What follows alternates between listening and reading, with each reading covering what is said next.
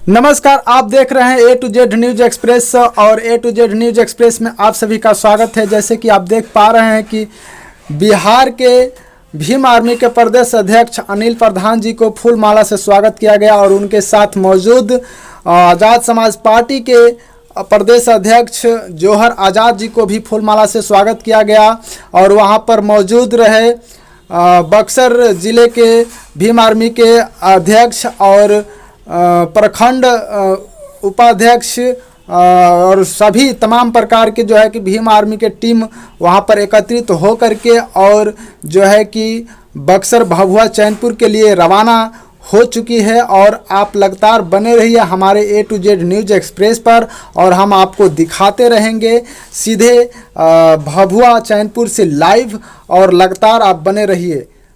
धन्यवाद। जय भीम। जिला में हुआ है रामचंद्र जी की जो हत्या हुई, रामचंद्र जी की जो हत्या हुई है उसमें जो रवैया जिला कमेटी की तरफ जिला प्रशासन का जो रवैया है वो बहुत ही निराश करने वाला है। आज जब मैं ज़िला में आया हूँ उनको सूचना जिला कमेटी द्वारा दी गई थी प्रशासन को। सारे प्रशासन के एक भी व्यक्ति ने फ़ोन नहीं उठाया, चाहे वो SP हो, DM हो या थानाध्यक्ष। थानाध्यक्ष का तो मोबाइल ही बंद था और SP के मोबाइल ही को मैंने फ़ोन पे लगाया, DM को पे लगाया, सब गाया, छुट्टी बनाया। सर आप कह रहे हैं कि सबका मोबाइल बंद था और आपको भी मालूम है कि आज रविवार का दिन है, सभी ऑफिसर जो छुट्टी पर होते हैं, तो आज आप लोग क्यों इसी दिन को चुने? नहीं, ये बिल्कुल गलत है। प्रशासन 365 दिन काम करता है, छुट्टी का दिन उनके लिए नहीं है। ये छुट्टी असंवैधानिक है, गैर ज़रूरी है। एक गांव में एक व्यक्ति की हत्या होती है, उसके 3 बेटे और एक बेटी अनाथ होते हैं, उसकी बेवा सड़कों पे रोती हुई इंसाफ मांगने के लिए दौड़ रही होती है और ऐसे हालत में अगर वो रविवार की छुट्टी अपने परिवार के साथ मनाना चाहते हैं तो गलत नौकरी है, उन्हें नौकरी बदल देनी चाहिए। आज के दिन आप धरना प्रदर्शन करने का आपका निर्देश था, धरना प्रदर्शन नहीं हुआ, ऐसा क्यों? नहीं, आपको जानकारी गलत दी गई है। धरना प्रदर्शन के लिए नहीं आए थे, हम पीड़ित परिवार से मिलकर DM से अपनी मांग को रखने के लिए आए। अगर वो मांग पूरी नहीं होती तो हम ज़िला एडमिनिस्ट्रेशन को ये बताने आए थे कि ये साहब भीम आर्मी और आज़ाद समाज पार्टी कांशीराम है, कैमूर में ही नहीं पूरे प्रशासन का चक्का जाम पूरे बिहार में करने की औकात रखते हैं और चंद घंटों के नोटिस पे रखते हैं। तो अगर 72 घंटों की समय हो चुका है, अभी तक अपराधी गिर से बाहर है, अभी तक कानून भी कुछ नहीं कर पाया, क्या इसका क्या मामला? मामला ये है कि सबसे पहले जो थाना अध्यक्ष है वो शक के घेरे में है। सबसे पहले मैंने मांग की है माननीय मुख्यमंत्री नीतीश कुमार जी को, कल पटना पहुँचते ही आवेदन दूंगा। मैं उनको भी मौका देना चाहता हूँ क्योंकि वो भाजपा से छोड़कर आए हैं, तो हम सब सेकुलर समाज चाहते हैं कि वो सरकार चलाएं, लेकिन अपने लोगों के खून पर बलि देकर किसी भी सरकार को हम बर्दाश्त नहीं कर सकते।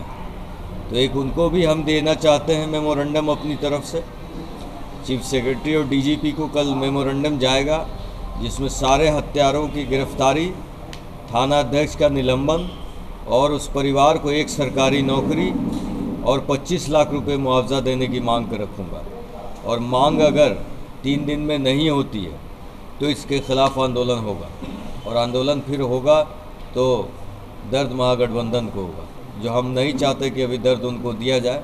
अभी नए नए सरकार में आए, हम भी चाहते हैं कि सेकुलर सरकार रहे और काम करे, लेकिन फिर मैं कह रहा हूँ कि उस शर्त पर नहीं कि हम अपने लोगों का खून बहता हुआ देखें।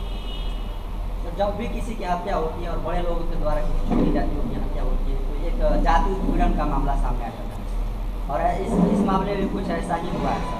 तो किसी की हत्या हो जाती है जिसमें जाति उत्पीड़न सर कितना हद तक सही है और इसको एक जाति का समीकरण देना कहाँ तक सही है? देखिए, पूरा भारत जानता है कि अनुसूचित जाति और जनजाति पे जुल्म होते हैं, जाति सूचक गालियाँ सुननी पड़ती है, बर्दाश्त करनी पड़ती है, और जहाँ केंद्र सरकार ने SC/ST एक्ट को इतना कमज़ोर कर दिया है कि अब जाति सूचक गालियों देने के बाद भी गिरफ्तारी नहीं होगी। ये केंद्र सरकार दलित समाज को, अनुसूचित जाति और जनजाति को कमज़ोर कर रही है। जो एक डर था कि जाति सूचक गालियाँ नहीं दे सकते थे, वो डर भी उन्होंने निकाल दिया है। तो ऐसे में दलित समाज संगठित हो रहा है भीम आर्मी के और आज़ाद समाज पार्टी कांशीराम के झंडे के नीचे, और जिस दिन पूरी तरह से संगठित हो गया ये कहानी बदल जाएगी। सर, इतना बड़ा मामला सामने निकल कर आ गया है सामने, और अभी तक भाई चंद्रशेखर आज़ाद रावण का कोई ट्वीट तक नहीं सर। भाई चंद्रशेखर आज़ाद जी का आज ट्वीट होएगा।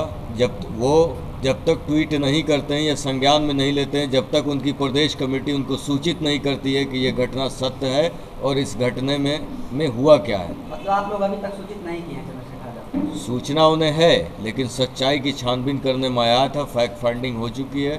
जल्दी चंद्रशेखर आज़ाद जी इस पर लिखेंगे भी और इस समर्थन में भी आएंगे। सर, आप लोग के आने से कितना कुछ प्रभाव पड़ेगा? ये प्रभाव तो आप लोग देखेंगे, पत्रकार बंधु हैं, आप देखेंगे कि प्रशासन कितनी जल्दी काम करती है। उनको 2 दिन का समय देकर जा रहा हूँ। हमारे ज़िला के कार्यकारिणी सब मुस्तैद हैं। झंडा और डंडा तैयार है ना? सुन लीजिए, झंडा और डंडा तैयार है इन लोगों के लिए, हत्यारों के लिए भी, और प्रशासन में गलत नीतियों पर चल रहे लोगों के लिए की भी संलिप्तता बताई जा रही है। थाना अध्यक्ष करप्ट है, उसको हटा देना चाहिए। एक थाना अध्यक्ष को ये समझ में नहीं आता है कि जिस गांव में हत्या हुई है उस गांव में पेट्रोलिंग गाड़ी नहीं जाती है। मैंने उनके परिवार से पूछा कि कितनी बार थाना की गाड़ी आई, उन्होंने कहा कि एक बार भी नहीं आई सर। जब मौत हो गई थी तो 24 घंटे बाद थाना उनके पास पहुंचा था। सहमे हुए, डरे हुए, वहाँ कोई सुरक्षा नहीं दी गई है।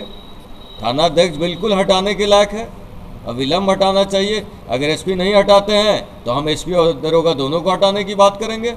फिर हम ये समझेंगे कि यहाँ के DM और SP दोनों का हाथ उस थाना अध्यक्ष पे है और ये सब मिले हुए हैं। आप सीधे आरोप लगा रहे हैं थाना अध्यक्ष पर? बिल्कुल सीधे मैं थाना अध्यक्ष पे ही नहीं लगा रहा हूँ।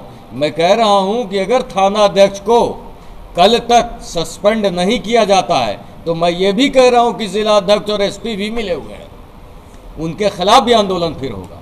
सर, मामला को हुए 4 दिन हो गया है जी। और आज चौथे दिन आप लोग यहाँ पर आए हैं, और बहुत सारे राजनीतिक संगठन जो यहाँ पर लोग आ रहे हैं, विधायक भी आए थे, कई मंत्री भी आए थे, सभी लोग यहाँ पर राजनीतिक समीकरण खेल रहे हैं। और चूंकि आप भी एक सत्ताधारी तो नहीं कह सकते हैं, लेकिन आप भी एक राजनीतिक दल के ही व्यक्ति हैं जी, तो कितना कुछ विश्वास किया जा सकता है आप पर? देखिए, विपक्ष के में हम हैं, और विपक्ष हम किसके हैं? हम उसके विपक्ष हैं जो संविधान विरोधी है। हम उसके विपक्ष हैं जो अनुसूचित जनजाति और धार्मिक अल्पसंख्यकों पर जुल्म करता है। हम उसके विपक्ष हैं जो कहीं भी जुल्म कर रहा है हमारे समाज पर, हम उसके विपक्ष में खड़े हैं, और आज से नहीं खड़े हैं, 1 दशक से खड़े हैं। भाई चंद्रशेखर आज़ाद हमारे बीच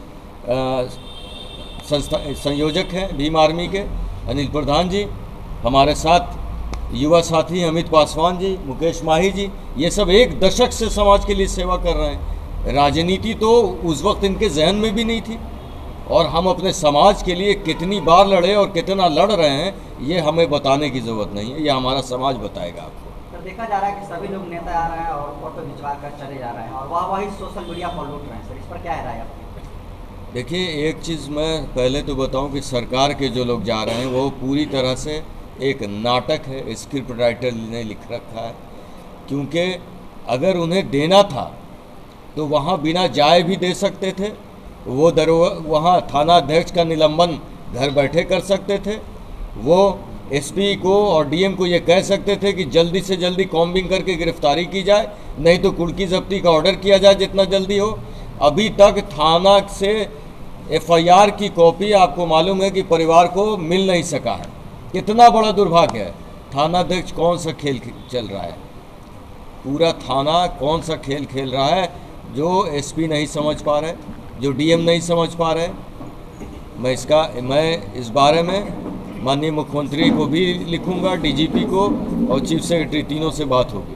सर, सत्ता में आने के लिए कई तरीके से प्रयास किए जा रहे हैं, और जब गठबंधन हो गया है तेजस्वी और तो ऐसा कहा जा रहा है कि दलित उत्पीड़न नहीं होगा। सर, AK श्रीवास्तव है कोई, मैं आपके माध्यम से खुल के कहना चाहता हूँ, AK श्रीवास्तव पे कड़ी कार्रवाई SP को करनी चाहिए।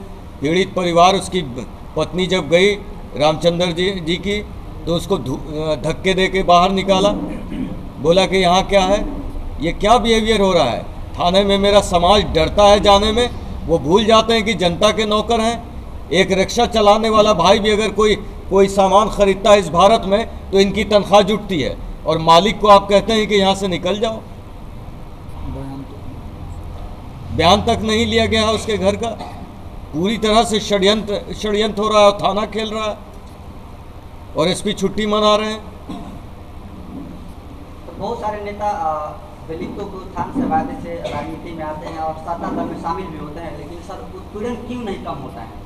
उत्पीड़न कम नहीं होने की वजह मेरे समाज में बिखराव है, बस यही एक वजह है। जिस दिन संगठित हो जाएंगे और जिस दिन ये संगठित होंगे उत्पीड़न भी रुक जाएगा और सत्ता भी हाथ में चल कर आ जाएगी।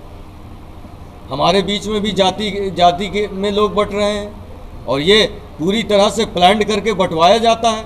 आप ही के बीच में आपके जाति के नेता को बैठाकर कहा जाता है कि हम इस समाज की बात करेंगे, और वो हमारे भोले भाले समाज के लोग उसी जाति का नाम लेकर जो लोग आते हैं उसे नेता मान लेते हैं, लेकिन उन्हें बाबा साहब की बात याद नहीं होती है, उन्हें मान्यवर कांशीराम जी की बात नहीं याद रहती है कि अनुसूचित जाति एक जाति है जो संविधान में लिखा हुआ है, और हम इस संविधान को मानने वाला लोग अनुसूचित जाति के अलावा किसी जाति की बात नहीं करेगा।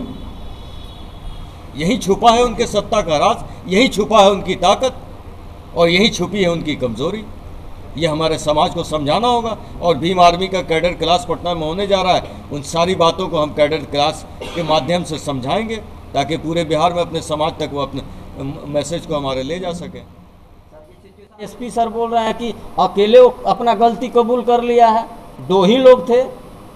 तो इसका भी होना चाहिए कि आखिर जब वो घर से चले हैं तो वहाँ से लोकेशन कौन दिया है, लोकेशन कौन दिया है। जो पकड़ा गया उसके मोबाइल से आया होगा, चाहे अगर जो पकड़ा गया है उस पर कोई कॉल किया होगा उस समय जिस टाइमिंग है, टाइमिंग से अगर मोबाइल नंबर से डिटेल्स निकाला जाए तो जो लोकेशन देने वाला का भी पता चल जाएगा। तो कहीं ना कहीं ये जो पूरा सिस्टम है ना वो सब संलिप्त है।